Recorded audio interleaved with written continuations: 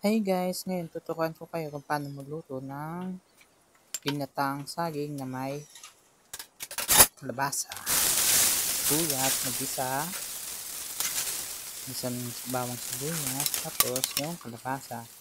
Mabilis na malambot yan guys, kaya okay na yun. Tapos alamang, yan. Pinaka main ingredients natin dito ay ang San Marino corn tuna, galing sa CDO. Ayan.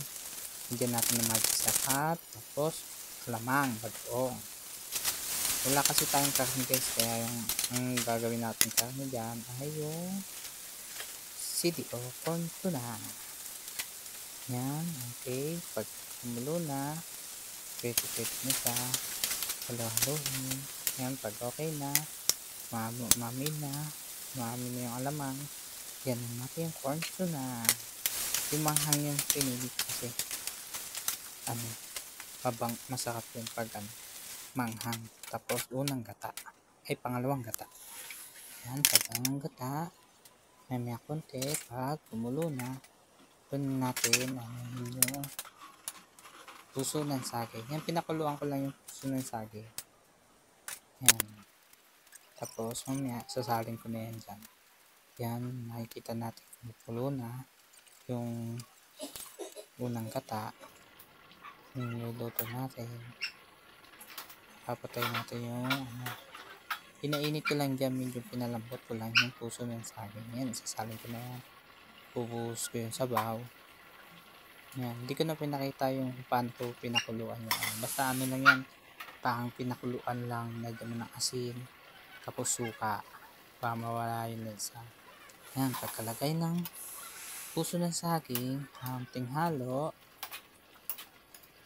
kahalo niyan, pangalawang gata na yun, ay unang gata na yung galalagay natin.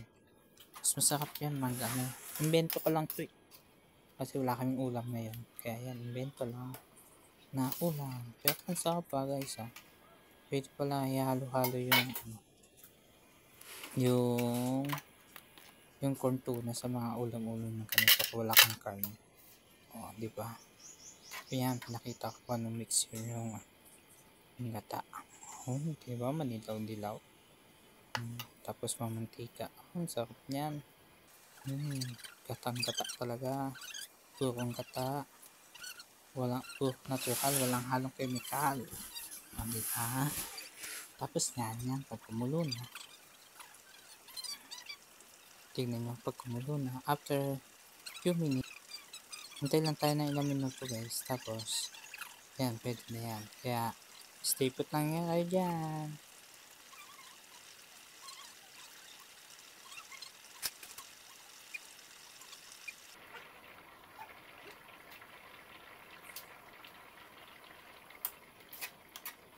Yan, medyo kumulo na, halo-halo. Titikman natin kung anong lasa.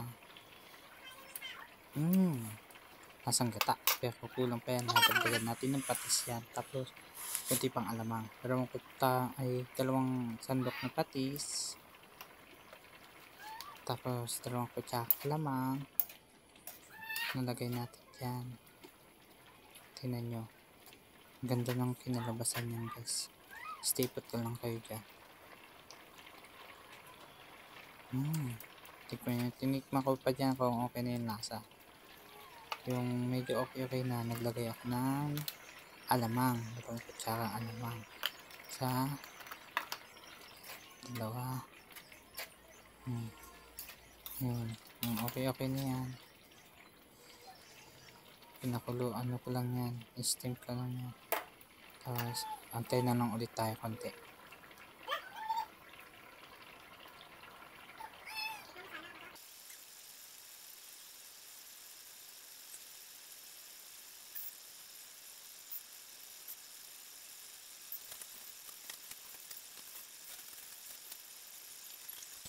Yung medyo okay na, tingnan natin. Ayan, nalo ko pa. Tapos yung medyo okay na siya, yun yung kinalabasan. Kain na tayo guys. Tingnan yung magata. Ang sarap. Gata. Solve na solve yan. Bye bye.